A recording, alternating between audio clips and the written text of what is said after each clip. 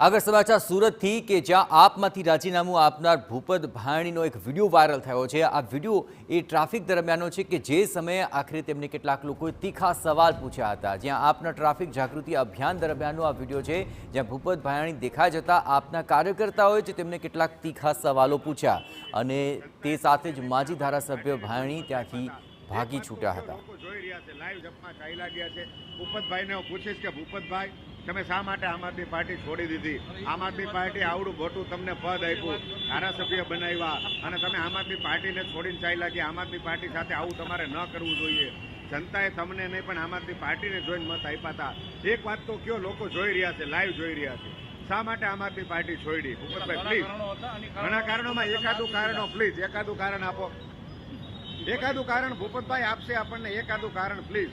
ભૂપતભાઈ, આમ આદમી પાર્ટીએ તમને મેન્ડેટ આપ્યું, તમે ખૂબ કીધું હતું મને તમે મેન્ડેટ મને આપો, મને ટિકિટ આપો, હું પાર્ટી સાથે જોડાઈને રહીશ, હું જીતીને બતાવીશ, પાર્ટીને મજબૂત બનાવીશ। પણ શા માટે તમે ભાજપમાં વયા ગયા? મારે તમને પૂછવા માંગુ છું, એક મિત્ર તરીકે પૂછવા માંગુ છું। તમારી ટિકિટની ભલામણ મેં ખુદ કરી હતી, તમને ખબર છે, તો હું ખાસ તમને એટલે પૂછવા માંગુ છું, શું કારણ હતું કે આમ આદમી પાર્ટી છોડીને તમારે ભાજપમાં જવું પડ્યું? પ્લીઝ આટલી વિનંતી, આનો જવાબ આપવા માટે એક વિનંતી કરું છું ભૂપતભાઈ આપને ખાસ, પ્લીઝ ભૂપતભાઈ,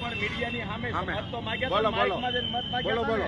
મેં તમારી ભલામણ કરી હતી ટિકિટ માટે ભૂપતભાઈ, મેં તમારી ભલામણ કરી હતી એટલે હું કહું છું, તમને ખબર છે કે મેં ભલામણ કરી હતી? તમે કઈક જવાબ તો આપો ભૂપતભાઈ, કારણ શું? આવડો મોટો દ્રોહ ન કરાય પ્લીઝ। ના, પાર્ટી સાથે તમે દ્રોહ કર્યો કહેવાય નહીં, બિલકુલ નહીં, તમે પાર્ટી સાથે દ્રોહ કર્યો છે। જોકે આજનો અમારો વિષય નથી, આ તો તમે અહીંયા જોવાઈ ગયા, દેખાઈ ગયા, એટલે હું તમને પૂછું છું, આવડી મોટી ગદ્દારી કરવાનું કારણ એટલે પડે? ઉભા રહ્યો ભૂપતભાઈ, જો આ ગદ્દારી કરે ને એટલે એમને ભાગવું પડે છે મિત્રો। આમ આદમી પાર્ટી સાથે ગદ્દારી કરી એટલું નહીં, ભાજપમાં ચાલ્યા ગયા છે। તો આ જ મામલે વધુ વિગતે વાત કરવા માટે જોડાઈ રહ્યા છે TV9 સંવાદદાતા બલદેવ। આખરે ભૂપત ભાયણીને અનેક એવા સવાલો પૂછવામાં આવ્યા જે તીખા હતા, પણ તેમણે જવાબ આપવાનું ટાળ્યું। શું આ કાર્યકર્તાની નારાજગી હતી કે પછી ભૂપત ભાયણીને કોઈ જવાબ નહોતો એટલે ભાગવાની મજબૂરી હતી? બલદેવ, સુરતના વરાછા વિસ્તારની અંદર જે આમ આદમી પાર્ટી સુરત મહાનગરપાલિકાના પૂર્વ જે વિરોધ પક્ષના નેતા હતા, જે ધર્મેશ ભંડેરી, તે લાઈવ કરી રહ્યા હતા પોતાના જે સોશિયલ મીડિયા મારફતે ટ્રાફિક બાબતે।